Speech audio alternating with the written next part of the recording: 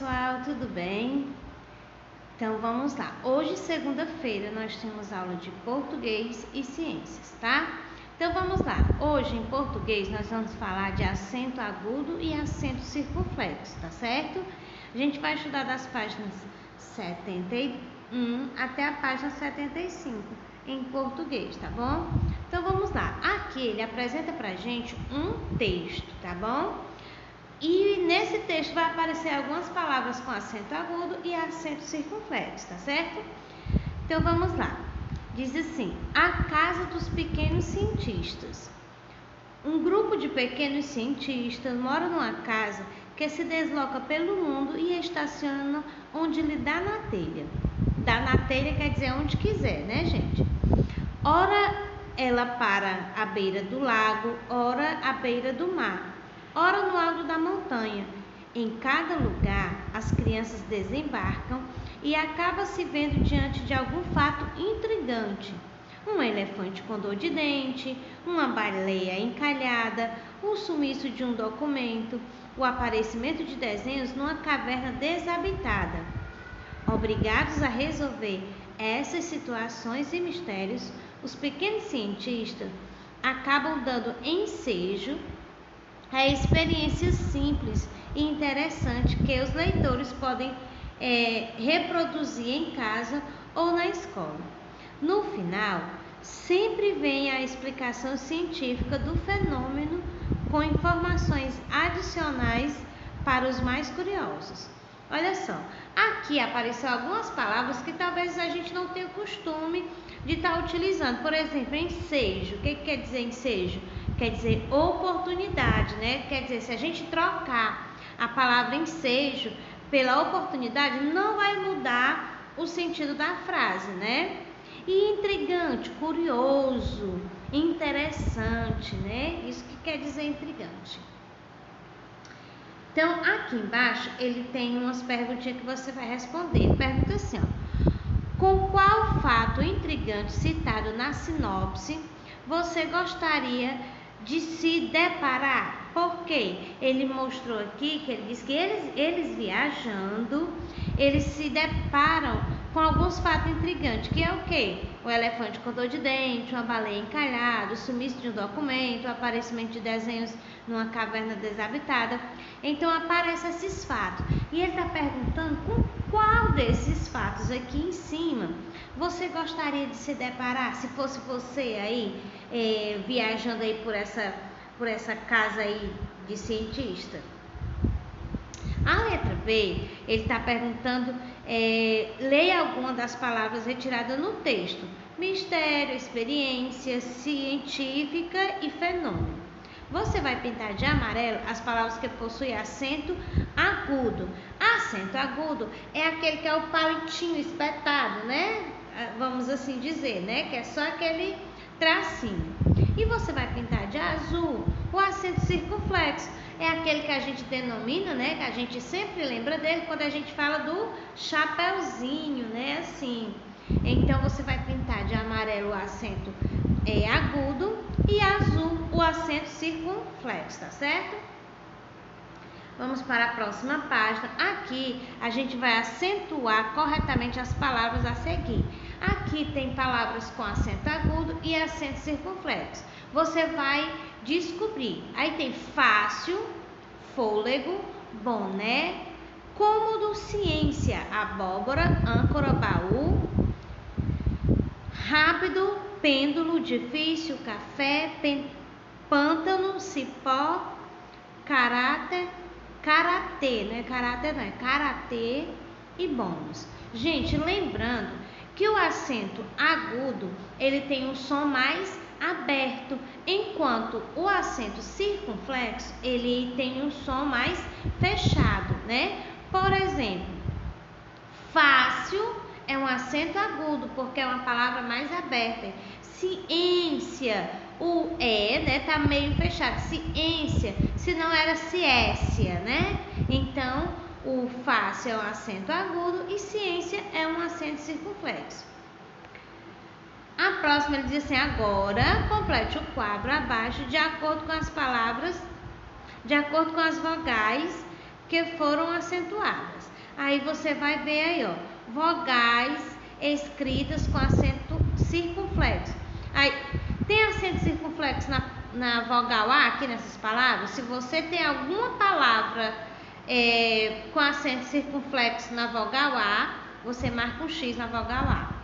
Tem alguma palavra que tem acento circunflexo na vogal E? Se tem, você marca aí, tá certo? A mesma forma você vai fazer com o acento agudo. Apareceu alguma palavrinha com acento agudo na vogal A, você marca aí, tá certo? A terceira questão, ele pede para você escrever o nome das figuras, separando em sílabas. Aí temos óculos, bambolê, picolé, lâmpada, lápis, tênis, abóbora, sofá e biquíni, ok? Olha aí que fácil, a gente só vai ter que descobrir onde é que ficam cada sílaba, tá certo? A próxima, olha que coisa fácil. Ligue a imagem aos nomes correspondentes. Aqui tem pé, nó, trem e pá. A gente só vai fazer a ligação, né? Só vai ligar corretamente. Aqui embaixo ele vai me perguntar: em relação ao número de sílabas, as palavras que nomeiam as imagens são com monossílaba, dissílaba ou trissílaba. Lembrando que monossílaba é a palavra que só tem uma sílaba. Dissílabas são aquelas que têm duas sílabas, tipo sofá, café, bola, né? Então, isso são palavras de sílaba. E trissílabas são aquelas que têm três sílabas. Caderno, cadeira, né? Então, são trissílabas, tá bom? E aí, essas palavras aqui em cima, elas são monossílabas, dissílabas ou trissílabas. Aí você vai marcar aqui no item A. O item B diz assim: todas as palavras são acentuadas? Você pode voltar aqui e dar uma olhadinha e marcar sim ou não. Essas palavras, elas são todas acentuadas? Se sim, você marca sim. Se não, marca não. Dá uma olhadinha direitinho para não marcar a resposta errada, tá certo? Contorne as letras abaixo que recebem acento nessas palavras. Qual dessas vogais aqui que está nessas palavras receberam acento? Tem vogal com acento? Vogal A com acento? Tem vogal E com acento?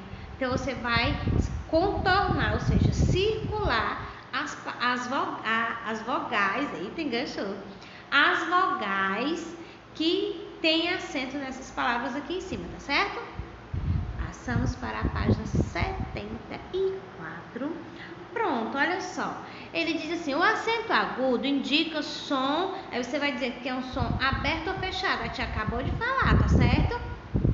Um som e pode ser usado nas vogais. Aí você não marcou aí na página anterior quais eram as vogais que você marcou como acento agudo, aí você coloca aí. Do mesmo jeito, ele está dizendo que o acento circunflexo indica um som fechado ou um som aberto. Pode ser usado nas vogais. Aí você vai dizer quais são as vogais que a gente utiliza esse acento circunflexo, tá bom? As palavras monossílabas tônicas terminam em a ou as, e ou es e os, né? Que tem o s no final. Devem ser acentuadas graficamente, ou seja, todas as palavras que têm essas terminações, geralmente elas são acentuadas, tipo pé, tipo pá, né? Então, elas são acentuadas. Ele diz que são as palavras monossílabas, ou seja, aquelas que só têm uma sílaba. Aqui a gente vai completar as frases utilizando as palavras adequadas. Olha só, aqui eu tenho médico, que tem um acento agudo no E, e tenho medico, medico, de medicar, de dar remédio, né? Então, qual é a palavra correta que eu vou utilizar nessa frase? Eu vou substituir esse pontinho roxo por uma dessas palavras. Aí tem o tracinho disse que minha saúde está ótima. Quem que disse isso? Foi o médico ou foi o medico? Letra B. Estou sem tracinho para sair de casa. Aí aqui eu tenho ânimo e animo. Eu animo uma festa e ânimo, né? De desejo, de vontade, né? Eu estou sem ânimo ou estou sem animo? Então, você vai substituir aí pela palavra correta. Eu, tracinho, meus textos do jornal da escola. Aí aqui tem público e publico. Público é uma grande multidão, né? São pessoas. E publico é eu utilizar uma ferramenta, né? De acrescentar no diário, né? De publicar, de mostrar, né? E aí, qual é a palavra correta que vai se encaixar aqui? Eu, tracinho, meus textos no jornal da escola, certo? Aqui, gente, na página 74, tem aqui em cima, se você não lembrar o que a tia falou, você vira mais uma página, na página 75, que a tia não colocou aqui, mas você pode estar utilizando essa ferramenta, você vai olhar lá na página 75, que tem essa resposta aqui de cima, bem direitinho, tá certo? Onde o que a gente estudou, né? A respeito do que a gente estudou nesse capítulo, tá certo? Então, vamos lá agora para ciências, né? E ele fala assim, que a gente vai estudar sobre as características do solo, né? A gente viu, será que todos os solos são iguais? Eu acho que sim. A gente acha, mas não é. Eles têm cores diferentes, porosidade, impermeabilidade, né? Então, a gente vai estudar, ele vai mostrar pra gente isso aí. Ele fala aqui assim, ó. Mateus visitou uma feira de ciência com a professora e os colegas. Nessa feira, eles puderam conhecer um pouco sobre o solo. Veja a seguir. A cor do solo, ele está falando sobre a cor do solo. Existem solos de diferentes cores. A cor do solo é uma característica que pode indicar alguns dos seus componentes. Ou seja, a gente descobre que tipo de solo é aquele a partir da sua cor. O solo é formado por diferentes partículas, como areia, argila, calcário, matéria orgânica. E aí ele diz que a quantidade dessas partículas interfere na cor. Olha só, por exemplo, ele diz que os solos ricos em areia apresentam uma cor amarelada. Tá vendo aí, ó? Aqui é uma areia lá da praia do Genipabu, no Rio Grande do Norte. Não é Genipabu, viu, gente? É Genipabu, no Rio Grande do Norte. Já os solos ricos em argila, eles apresentam a cor avermelhada. Argila, gente, é aquele barro que dá pra gente trabalhar como se fosse massinha de modelar. Aí a gente chama um barro de argila, né? Essa areia de argila. Porque quando molha, ela fica bem juntinha, né?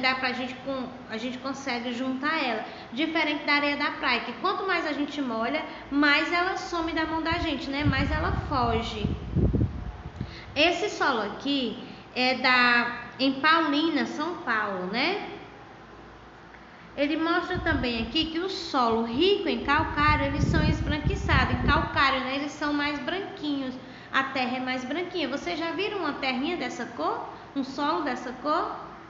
Aqui ele diz que os solos ricos em matéria orgânica apresentam coloração escura. Matéria orgânica, gente, são aquelas... o solo que recebe resto de planta, resto de comida, resto de animais, e aí eles vão ficando um solo muito fértil para plantação, né? É diferente da areia da praia, que não dá para plantar. Por quê? Porque ela não tem as vitaminas, né? Ela não se junta para poder segurar uma plantinha. O solo também tem textura, cada um tem uma textura, né? Um jeitinho de pegar diferente, né? Se a gente for pegar, cada uma é diferente da outra. Ele diz assim, ó, que as partículas de areia, de argila que formam o solo possuem diferentes tamanhos.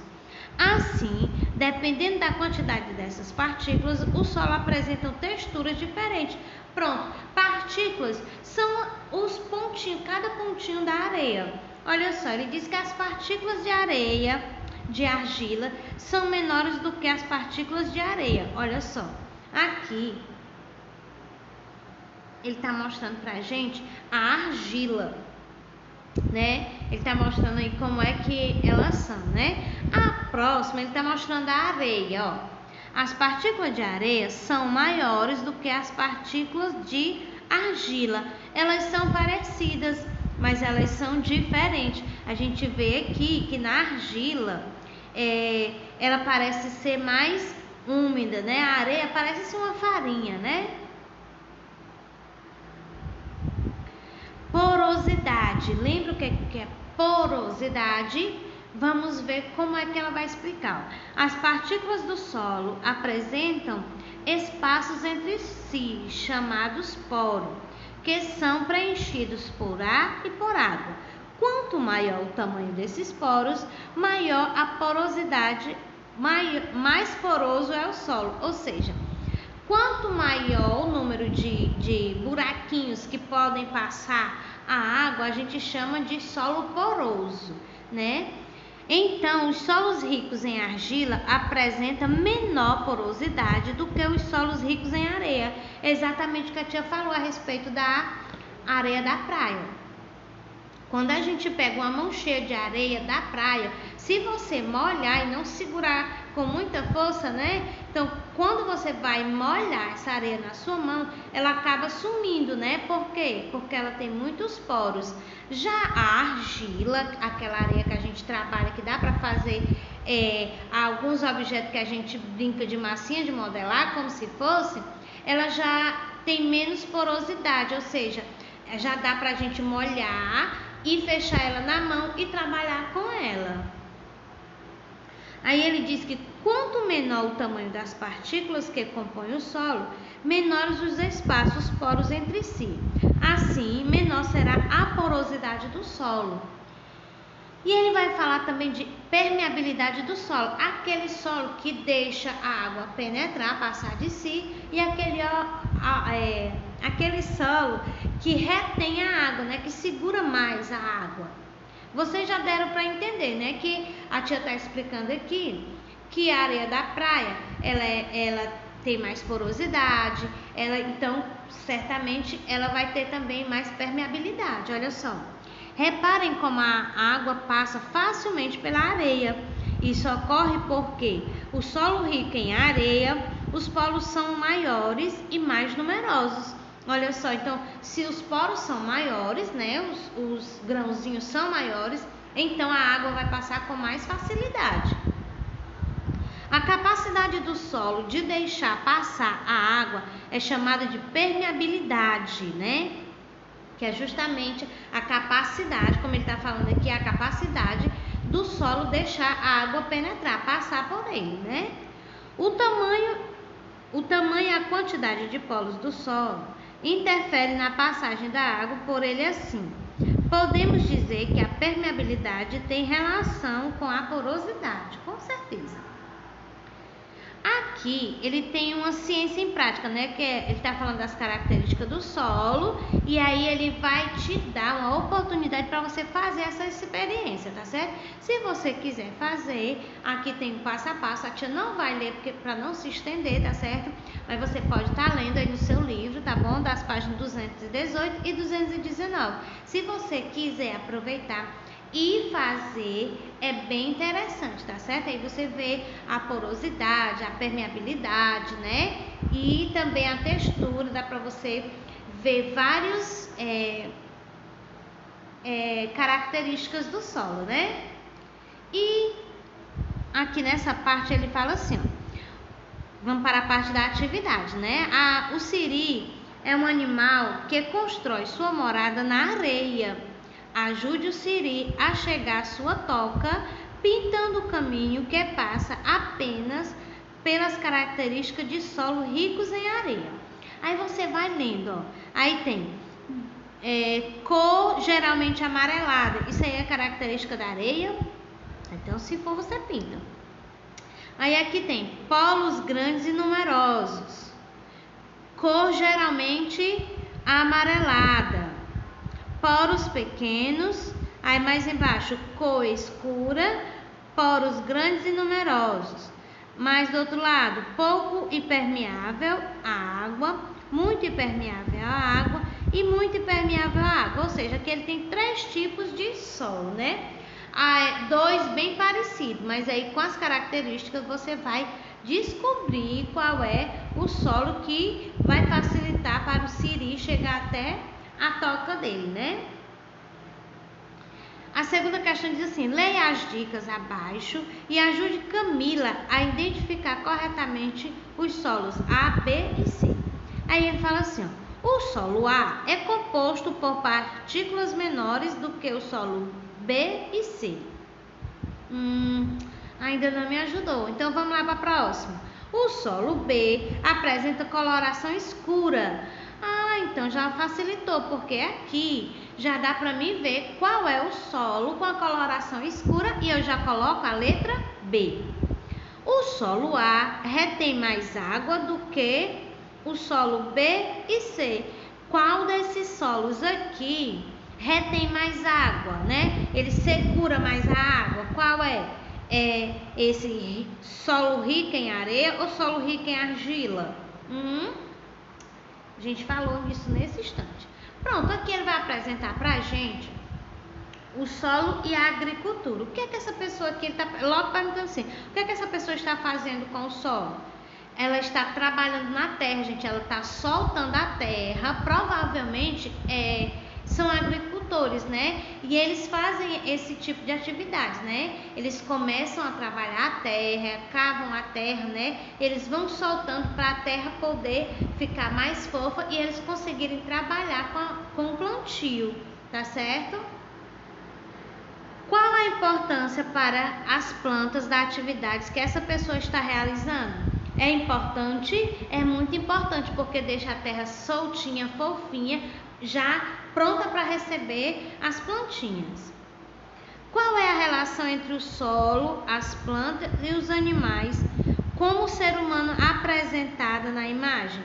Qual é a relação, gente, entre esses elementos, o solo, as plantas e os animais, né? Então você vai dizer aí. O solo é utilizado pelo ser humano de diferentes maneiras. O do solo, por exemplo, que obtemos muito alimento por meio do cultivo de plantas e da criação de animais. A agricultura é a atividade de cultivar plantas. Ela envolve várias técnicas de preparo do solo para o plantio, como a apresentada na imagem acima, né?